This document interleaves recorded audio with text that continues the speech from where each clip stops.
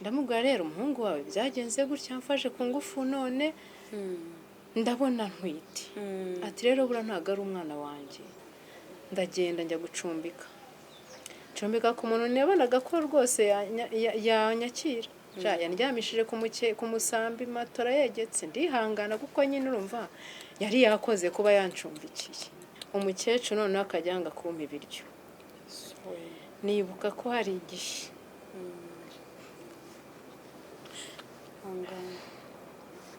harya abaturanyi byabarenze aravuga abatura mwana ko ari kwa runaka kwagiye kwicwa n'inzara yabyaye nibuka hari aho bataruwe urwagwa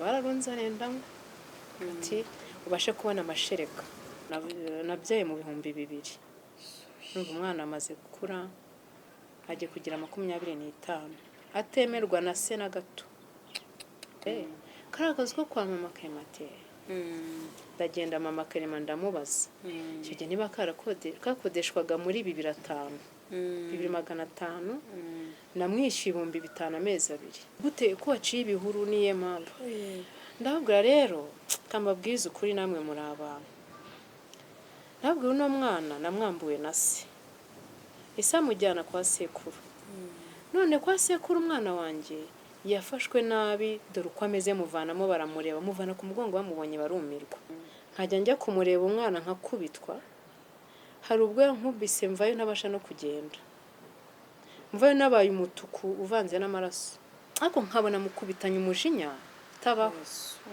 nkavuge se ku mwana bimeze gutya ati najye mva mu maso byumufata umujyane kwase nkavuga ariko ko nagushatse nkubwira ko se yanze umwana ko kugira ngo ngirene inkonje zishushanyije mu mutwe ntiyatinyaga noneho no kuba yamufata gutya nkamufate kumwe nabonye abagabo ari bo barwana agafata mugenzi we akamukubita nk'agahanga kumwe ihene zirwana mbega n'uwo mugabo urumva twatandukanye ubundi imbere gato tutaratandukana yanyambuye telefone ba bantu bampamagaraga n'imaze kumenya ba mutwe turaka bajya bahamagara akaba ari ubitaba yigutwe telefone twara simukadi yanjye arifasha akajya ayikoresha njye nta telefone nagiraga icyo gihe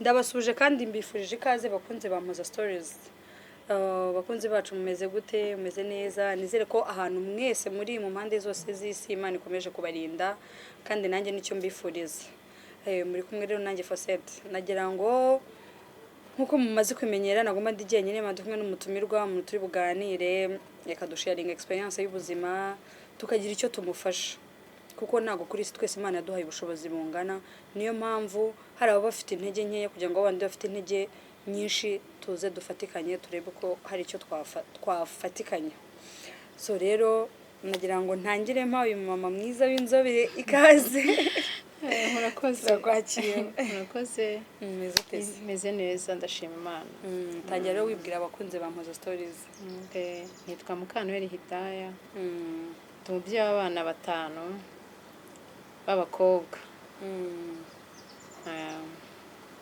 abakobwa banjye nababyaye ku bagabo 5 nyine nkuko mu nyumva ariko mu by'ukuri ntagaruko nabayeho nicuruza ni mu nyumve nabi niko gushukwa nyine mu rukundo gushukwa mu bupfubyi yuko byatangiye kugira ngo mbabyare byatangiye ku mwana wa mbere nafashwe ku ngufu fatwa ku ngufu n'umusore antera inda amaze kuntera inda ngerageza nyine mwahuriye hese uwo muntu nabaga muri famiye y'iwabo nabarakoreraga muri restaurant mu Biryogo muri za 99 none uko byaje kugenda baga muri iyi famiye nakoreraga yari mwene wabo ariko nge nkaba nzi ko ari umuhungu waho yaranteretaga nkumva nge ntari muri iyo kayo guteretana bitewe n'ubuzima nari ndimo nakoraga muri iyo restaurant ariko mfite ahandi hantu ntaha hari kugitega mu babyeyi bari baremeye kundera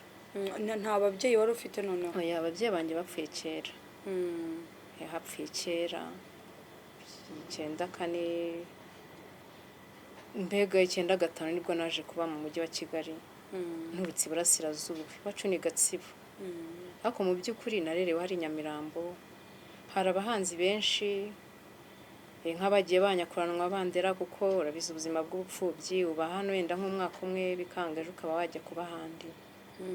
ubwo rero impura n'uwo muhungu nakoraga muri resitora bene wabo, none kwa kumbwira ngo bantuma kwa bosi, njya kwa bosi ariko yari yabiteguye we antuma manyeto. Hari manyeto yakoreshwaga kera, ubu ngubu haje ikoranabuhanga ngo ni amadifiti.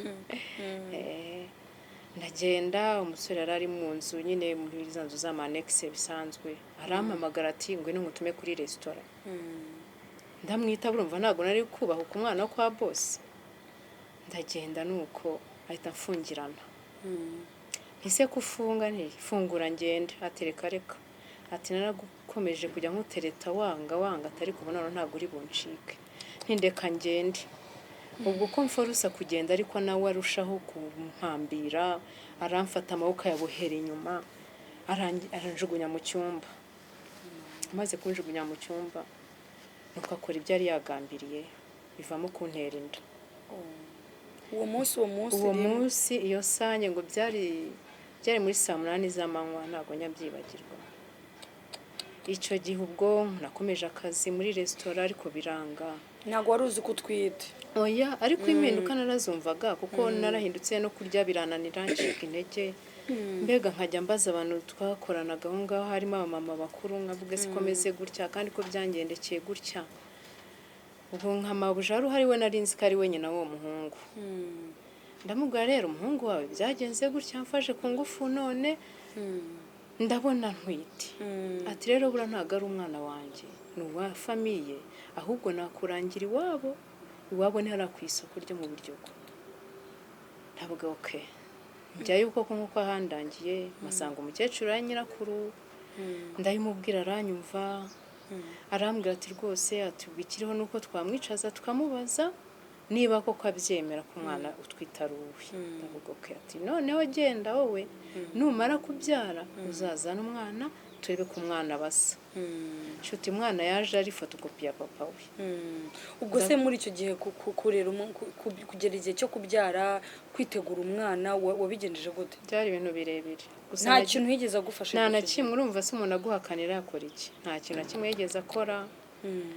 Gutwita naje gufashwa n'umumama umwe mu ntwite. Ubwo aho nabaga ariho navaga njya gukora muri ya resitora, mukecuru wanderaga arabikajije aravuga ati reka ntago nakurera uri umwana w'imfubyi ngo nurangiza uzane n'undi mwana hano utwite. Mukecuru yampambirije nabi ndwaye ntabasha no gutwara n'agakapu k'imyenda. Ndagenda njya gucumbika ku muntu nabonaga ko rwose yanyakira. Yandyamishije ku musambi matora yegetse, ndihangana kuko nyine urumva yari yakoze kuba yancumbikiye. Birakomeza nkomeza gutyo ndahava, bwarakeye ndahava ndagenda nakirwa n'undi mudamu yitwa Suma, nuba ariho atuye hariya Majengo. Turabana biza kugira hampererekanya na mukure nawe icyo gihe yari atwite ariko afite umugabo umufasha. Ariko aranyakira, we yaryamaga ubwo twaryamaga amacuri, yari atwite nanjye ntwite urabyumva. Arambwira ati rero urabona ubuzima ndimo nanjye ntabwo ari bwiza, koreshwa ushoboye nubwo utagira ababyeyi, ariko byibuze yenda nk'ahantu umusaza warererwa ntabwo wajyayo. Mfite musaza wanjye umwe, niwe wenyine, abandi bo barapfuye, abavandimwe bapfuye kera ntabahari. Nakuze nyine ari we mbona umusaza wanjye.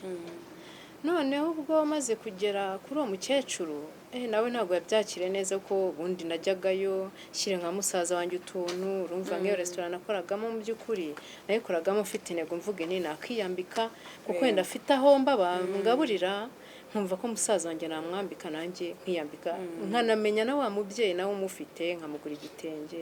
Narabikoraga nyine bitarampindukana gutyo. Aho majije gutwita ngeze rero n'umukecuru yarakaye ati ntabwo byumvikana. Mageze nahise nanabyara wa mwana wanjye. Umukecuru noneho akajyanga kumpa ibiryo. Nibuka ko hari igihe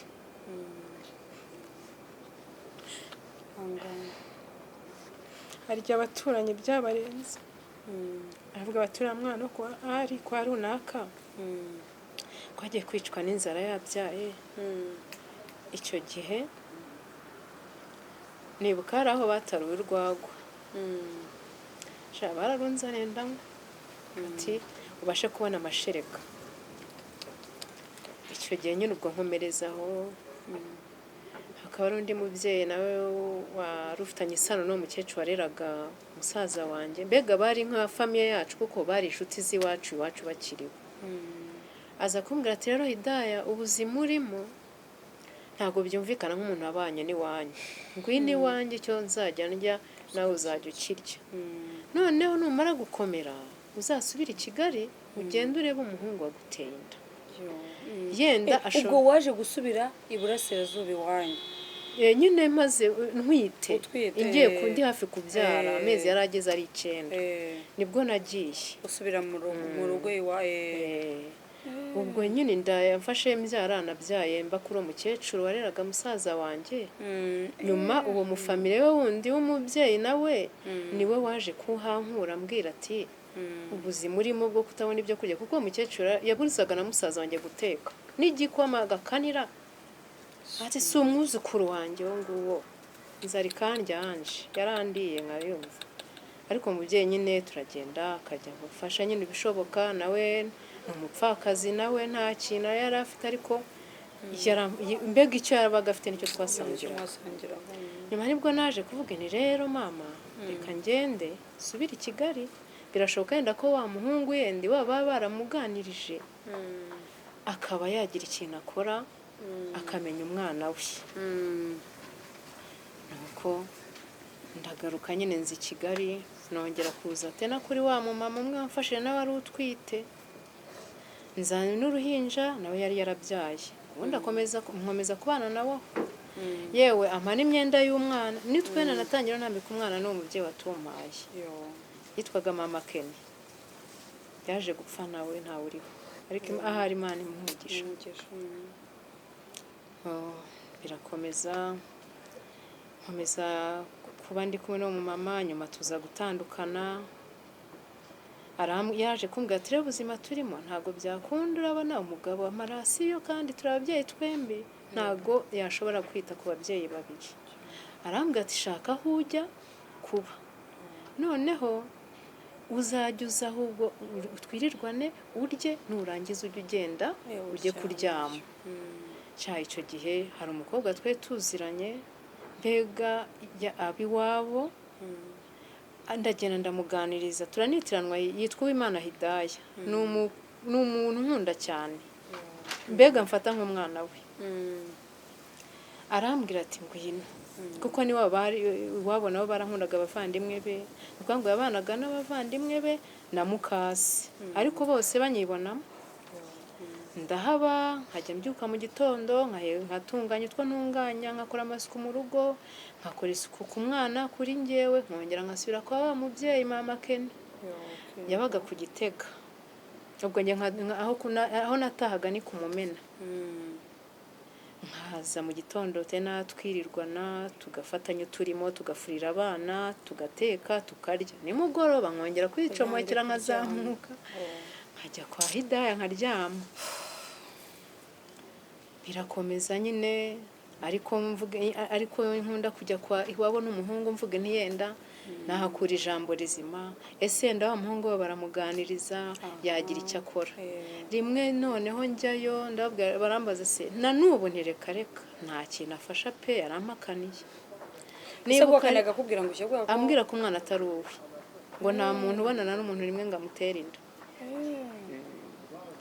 hari ubwo nigeze mpura nawe ndabyibuka duhure kuri 40 nari mpetse umwana kigere nari mvuye kwa muganga yari arwaye arambwira ngo kuva wagira ikintu ubwira iwacu ntuzigere ugira ikintu ongera kumbwira cyerekeranye n'umwana simbyara abo wabubwira ko umwana ari uwanjye aribo bazajya bagufasha cyanda tuzanye ndavuga nti nta kundi nkajya mpura nawe mpetse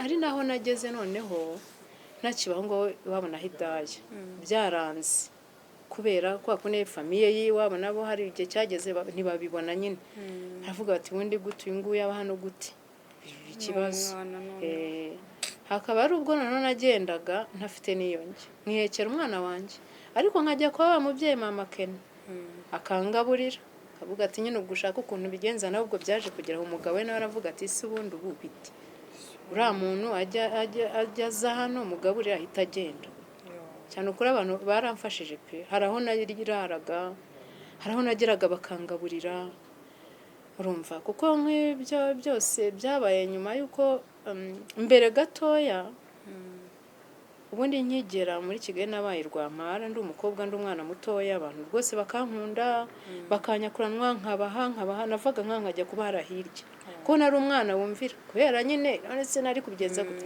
imfubyi nagombaga kwishakira abantu twibanira neza bakandera nanjye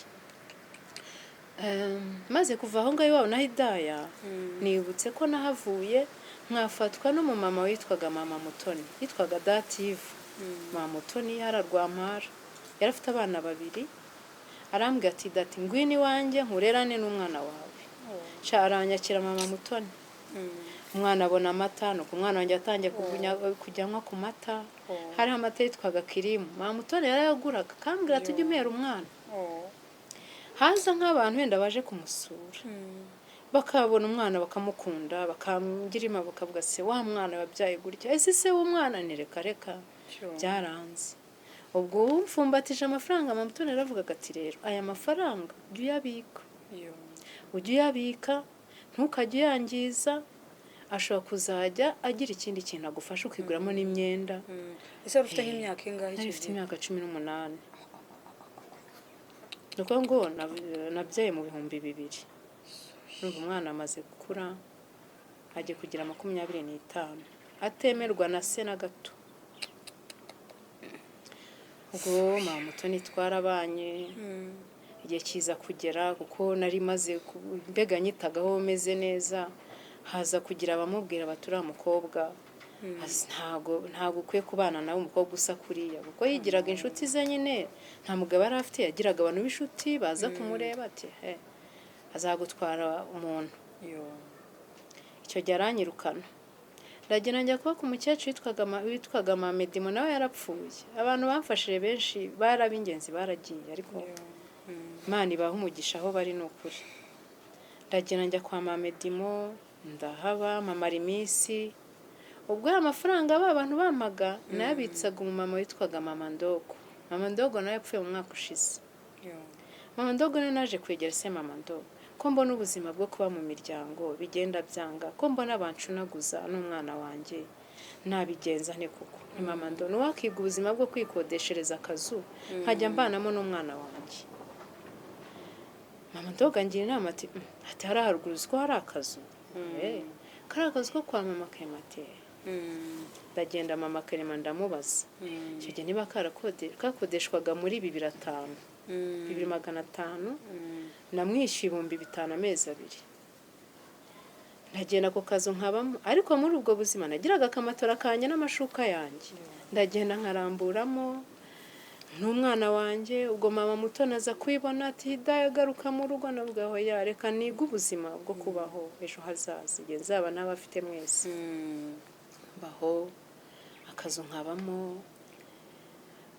ngira ngo mazemo nk'amezi nk'2-3 nibwo haje kuza umusore witwa Murenzi akajya anyura akandeba ariko akabariza amakuru ati se uriya mwana w'umukobwa kwaba ahetse umwana uriya mwana buri gihe kwaba mufite nuwe umumama umwe yitwaga mama Baby niwe yegera aramubaza aramubwira turiya mwana nuwe atabamara muri karakazu buriya ati nyine nta kundi nyine nibwo buzima bayemo umusore uko aciye hajya mu kazi ari umushoferi nibaza ko n'ubu ngubu akiri umushoferi uko aciyeho akambwira ati merekeza nkamuherekeza tukagendana akamafaranga akambwira ati genda ugurire umwana amata genda uhahire umwana uteke ariko akambwira ati mu by'ukuri ati kari akazu sinshaka kukagumamo ati kari akazu umwana yashobora kurwariramo umusonga ikintu nagufasha njyewe ngiye kugushakira inzu nziza wabamo n'umwana wawe utekane njye nkufasha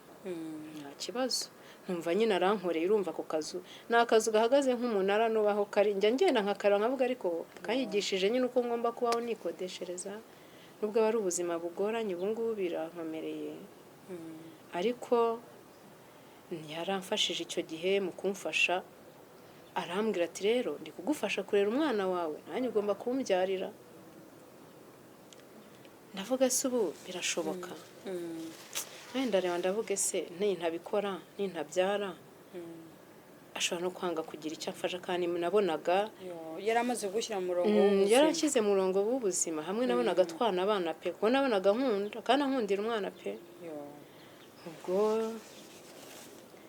turakomeje, igihe kiza kugera arambwira ati ndashaka kubana n'umwana wanjye, ndashaka ko ugumana n'uwawe nkafata uwanjye. Ntabwo byari byoroshye. Umwana yaje kumunyaka afite umwaka n'amezi ngira ngo 4. Aramunyaka amujyana ahitwa Imwendo. Ubwo yanzanye ndihiraga arabihagaritse. Uri kumwe na undi mukuru? Ndi kumwe na undi mukuru. Nta kintu mfite cyo gukora, yewe n'ibyo guswa ntabyo narinzi. Umwana nkajya njya kumusura buri gihe, buri wa gatandatu nakoreshaga ibishoboka byose nkurira mu Kigali, nkajya kureba umwana, ariko tageti imvugene umwana wanjye ndamwiba muzane. Uko ngiye gusura umwana niko nasangaga yahindutse, nkabona umwana byahindutse, nkagira n'ubwo mfata nk'umuntu w'inshuti yanjye nko mu bakobwa muri karitsiye nyine twarerana, nkafata nk'umuntu nkabwa mfasha tugende none tubacunga ku jisho, ngo data ubwo yabaga yakaniye.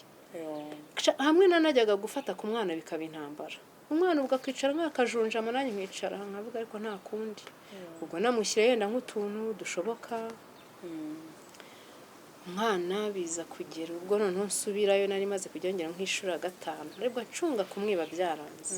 Ariko mu by'ukuri najyagayo nigize nk'umuntu nyine udafite gahunda, nje gusura nyine nta gahunda afite yo kumutwara, nkagenda nkababereka ko nta kibazo umwana wanjye afite, nkabereka ko umwana ameze neza, kandi uturengishimiye ko ahantu ari ameze neza, kandi ubwo dutama twarabyimbye, uturenge twarabyimbye, nkabireba nkirinda kurira. Kandi umwana ntiwamubaza, oya none se yarazi kuvuga wenyine ko yarajunjamye ari aho, yajyaga kunyegeranya sekuru agahita avuga ati ndavuze ngo Ngabire mubone wicaye hariya, hano akicara nyine nanjye ubwo mbese wowe warazaga gusuka mureba, nkaririra mu mutima nyine nkazamuka. Nariraga neza ngeze mu Kigali hagati, naricaraga nkasubiza amaso, nakumva umwana arize nkavuge ni umwana wanjye nkurikije amarira, nkazamuka mbabaye, agenda kakanca n'ugamana wambabariye koko umwana wanjye nkamubona nkongera nkabana nawe.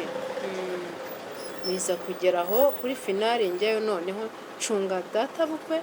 Icyo gihe ari mu rugo, umudamu we amaze kujyana mu baturanyi bari bamutumiye nyine baje kwerekana umwana, agira arambwira ati ariko mama Ngabire ati wagiye hariya hirya ukajya kureba madamu ahari ukareka kwigunga hano. Ubwo nari nemera ko umwana amukinisha nta kibazo, ko yabonaga ntawe namujyana nyine yaguma aho ngaho. Umwana ndamuterura turagenda tujya mu baturanyi babo, nkaba narajyagayo nkenyeye igitenge niteze ikindi mvuge niki cyo mu mutwe ndagiye kamumwana. Nuko byagenze, mpageze mpasanga ababyeyi bari bahari, bari batumenye naho ngaho, urumva byari ibirori. Umusaza umwe arambwira ati harya siwe mu kazano kwa runaka, nti ati si uyu mwana wawe ko mbona ko yaje ari umuzungu asa neza, atafite imisatsi myiza y'abazungu, ati none akaba yaracuramye imisatsi, ati reba ukuntu ameze, ati ubu wamwatse koko kamujyana. Ndabwira rero wa mubyeyi we, njyewe uno mwana agerageje kenshi kumujyana biranga, nza kumusaba kwa data bukwe ntibamwumve, bakambwira ko umuhungu wabo wamuzanye ari ugomba kuza kuhamukura. Mbese umugabo umuhungu mwabyaranye yaramufasha musigayo gusa nta nubwo yajyaga no kumureba, arigenda niyo bwakira rwe nta nubwo arabizi ko bwakiriwe, we yiwe yamujyanyeyo gusa avuga ati mbese abamufashe nabi ni ababyeyi b'uwo mugabo, kuko nyine umubyeyi umwe yari se undi ari mukasi, kandi nabo mu by'ukuri nta bushobozi bari bafite pe, simbaveba nabo wenda bamufashaga uko babibona, kandi nta n'icyo yabahaga, yena ngo nicyo baheragaho. Ubwo umwana nuko umusaza arambwira ati niba utazi n'inzira yapanya ca hariya ucaha urugo uhingukiraho rwa mbere ni iwanjye. nubona umudamu wanjye niwe ugiye guhingukira umubwira kwereka inzira. Nta nubwo nigeze njya kubaza, ngewe napimye ikirere ndavuga iki kirere kirangeza mo Kigali. Nanjye naciye muri mo Kigali hagati ari ahantu hasi cyane nko mu kabande, hasa nkaho hari igishanga. Niho namanukiye tena noneho nzamuka umusozi. Mpingukira ku bantu byari bimaze kuba nka saa 12. Nibwo nahingutse kuri abo bantu barimo bacyura ihene. Baranikanga bati se wa mubyeyi we ko uciye hano ko nta nzira ihari gute ko waciye ibihuru niye mpamvu. Ndababwira rero kambabwiza ukuri namwe muri abantu. Ndababwira uno mwana namwambuwe na se. Ese amujyana kwa sekuru. None kwa sekuru umwana wanjye yafashwe nabi dore uko ameze, muvanamo baramureba, muvana ku mugongo bamubonye barumirwa. Ubwo barambwira ati dore rero akayirucamo keza kakugeza kurya nyuma. Naka banyereka ahantu barambwira ati uraca hano uhingukira hitwa Imatimba. Aho Imatimba ntarwo nahazi. Hari Imatimba nari nzi ni mu Biryogo hariya. Ndagenda mbona ngeze kuri 80 ngeze kurya nyuma. Ngeze kurya nyuma kuko natekerezaga ko se w'umwana wanjye ari mu muhanda atwaraga taxi. Ubwo nahise naracunze fata imodoka ngera kuri 40 njya kuri wa mukuru wa mama Ken ndamubwira imbabarira dore nzanye Kamikazi dore ngo ndamubonye amubonye narumirwa. Arambwira ati rero fata amafaranga ugere umugurira amata ubundi ufate n'umwitero witere ku buryo nta uri bumenye ununahura nasi atamenya ko ari Kamikazi ufite. Nuko byagenze mbanagiye ngura amata, umwana wanjye ndamutwikira urabyumva, ndamanutse Rwampara. Urumva hamwe nyine yanze kunyishyurira niho nari nkiri. Ndagenda mu gitondo cya kare nka saa 12 wa musaza sekuru umwana wanjye arazindutse. Araza numva ari kurujya arimo arakomanga.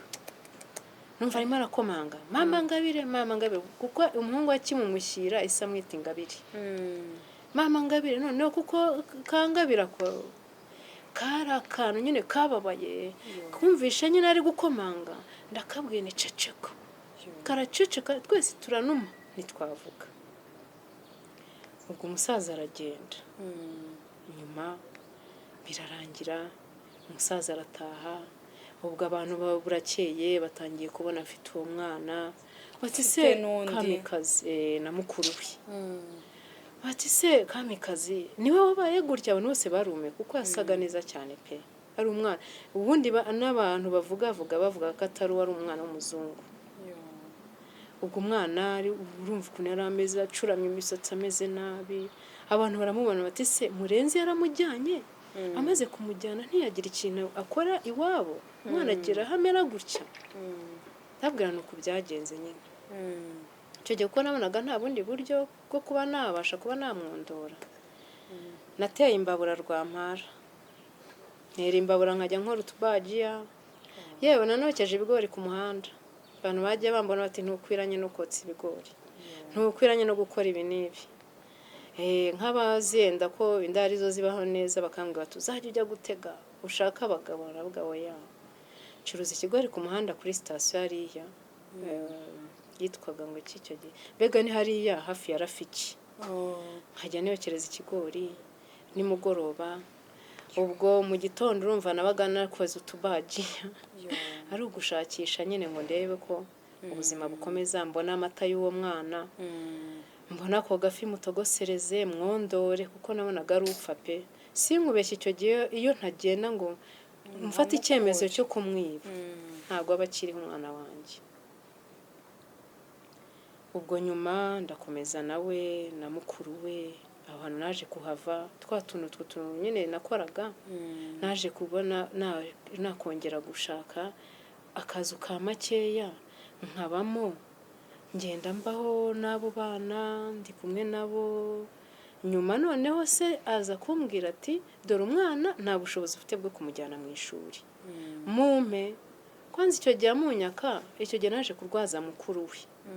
Uwo mwana wanjye musiga kwa mukecuru nakubwiye Mamedimo. Aramunsigaranira njya kurwaza mukuru we. Mukuru we icyo gihe ararembye turi muri CHK. nibwo papa w'uwo mwana nasize yohereje mubyara we ati mugenda umubwire ko umwana ntazamusubiza mu cyaro amumpe murere noneho nanamushyire mu ishuri. Icyo gihe yarageze igihe cya materineri, yaragize nk'imyaka 5. papa we ari i Kigali? Icyo gihe nyine yari ahari, umwana ndi kumwe nawe nyine naratsimbara mvugire ntago papa we nyine yabaga i Kigali? yabaga Rwampara nawe twabaga Rwampara twese, ariko nta umuntu wamubwiraga ko umwana we ameze nabi ntiyabyumvaga.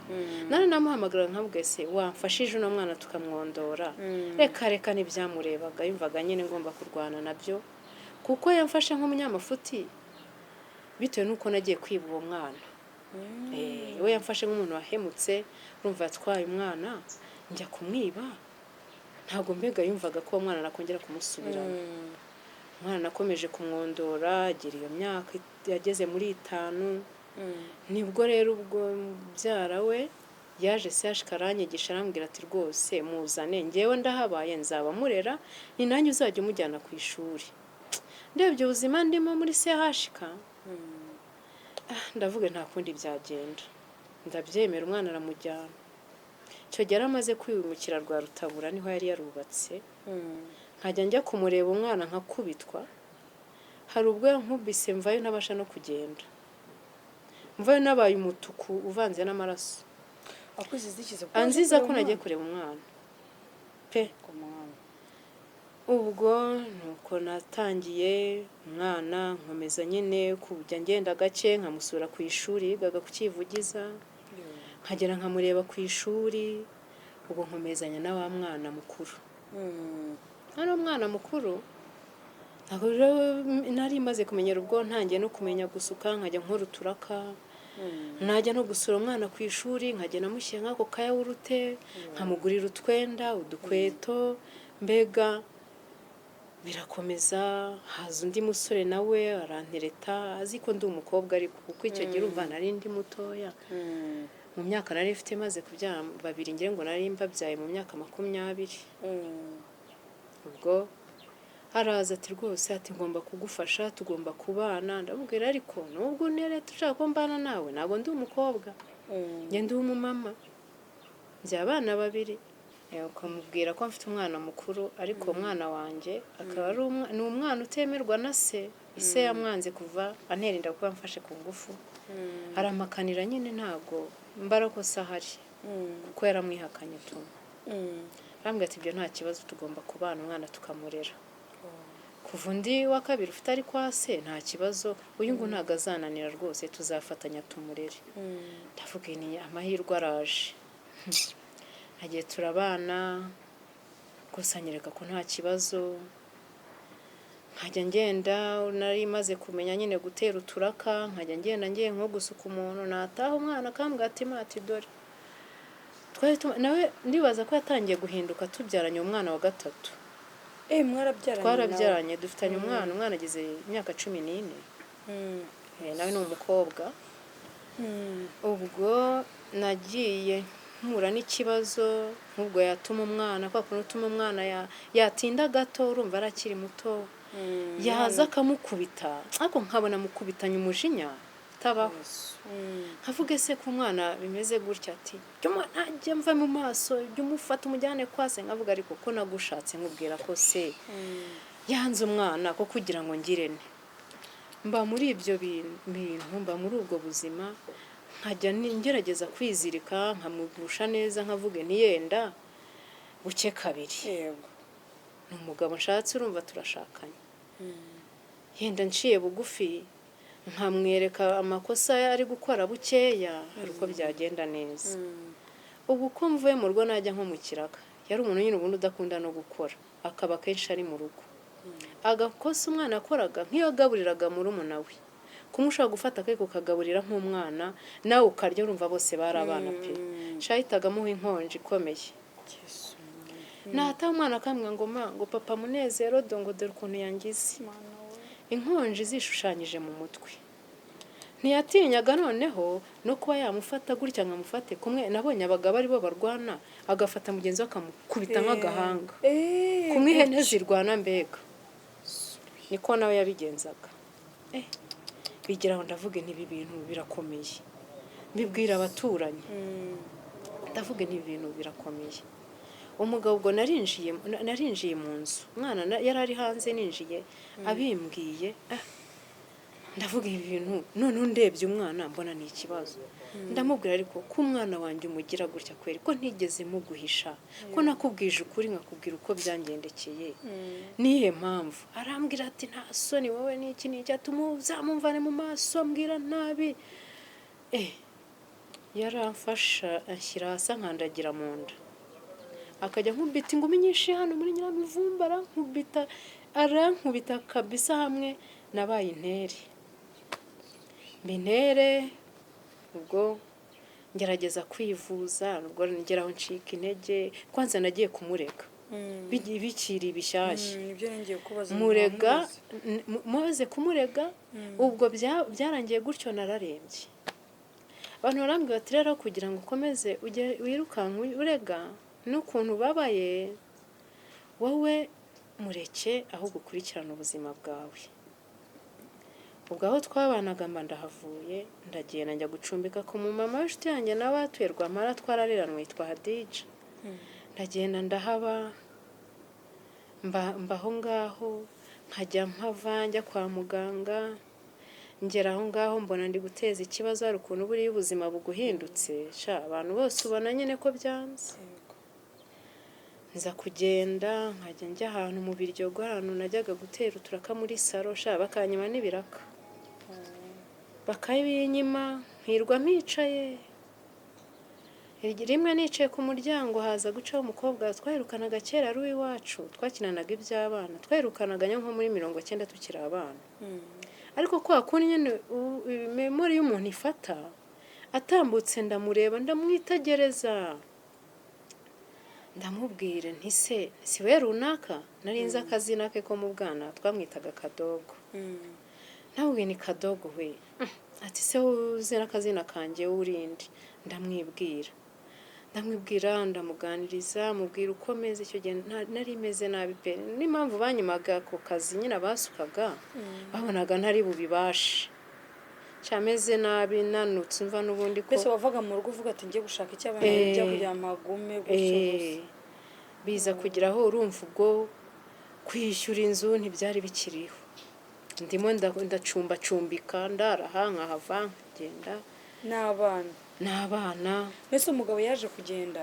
Umugabo nyine akimara kungira gutyo yahise atoroka aragenda rwose, arabura. Mbura uburyo bwo kumukurikirana, urumva nta n'umuntu nari mfite nibura wa hafi wanjye wamfasha muri icyo kibazo nari mfite. Nagize abantu banjye bankasuringaga bambwira bati humura uzakira, sinanumvaga kuno gutwi n'ubu ngubu rwose. Iyo ari igihe cy'imvura, mu gihe cy'umuyaga, ubundi urangendana igitambaro nkapfuka, kuko hagiyemo umuyaga ntabwo numva, ndababara kuko hari haratebeyemo. Nuko ubwo mukobwa nyine twaje kuganira, mubwira ukuntu ubuzima bumeze, yaranandebaga avuga ati se mbimubwira uko nari meze, yaranabibonaga ko ino musari waraguyemo. Arambwira ati rero njyewe ubu nari namaze gukura, namaze kuba umumama, ntuye Kicukiro ahitwa ku Banyamakuru. Ndavuga arambwira ati mbabarira uzaze kuhareba, ureba homba. Ndaza koko mpageze, sanga hari umugabo akodeshagaho, umugabo witwa Nkubito. Yari umusaza rwose, ambonye angirira impuhwe nk'umubyara, arambwira ati ngomba kugira icyo nakora nko ku mwana nkawe wahuye n'ibibazo bingana gutya, ari umwana w'imfubyi, ngomba kugira icyo nkora. Nkubito ahari nzi ko ariho, Imana ijye imuhera umugisha, yarakoze, yaramfashije icyo gihe anshakira inzu ahitwa mu Gakoki. Inzu akajya yishyura, umusaza akajya ndihira mituweli, akansindagiza, akajya kumvuriza Betisayida. Betisayida urumva bampaga taransiferi ya Masaka, anje akanjyanayo, akamvuza atanzi. Yarambonye gutyo kugira impuhwe, gusa yose Imana imuhe umugisha. nza kugenda kwa muganga bacisha mu cyuma barambwira bati rero tempo yawe ni nzima. Numva ngize icyizere cy'uko ugutwi kwanjye kuzakira, ariko sinumve naba ndimo nganira nk'uko tuganira, ibyo wanganizaga numvaga bike. Nkomeza kugenda nivuza nyuma mpura n'abantu banganiriza bambwira ko nzongera nkabaho nyine nkamera neza. Icyo gihe abana urumva ufite umutoya icyo gihe umukuru we twari turi kumwe, ariko uwo mukurikira ari kwasi. Uwo mutoya rero naje kugeraho noneho numa igituza mbura amashereka. Muri icyo gihe nawe yari agize umwaka n'igice, mbega nka mukuru we. Icyo gihe ndareba ndavuga ese uyu mwana noneho ndacumbacumbika, hari aho nabonaga ifunguro, hari aho nariburaga. Urumva uri mu miryango ufitemo umwana ntacyo ubasha gukora, uraho gusa.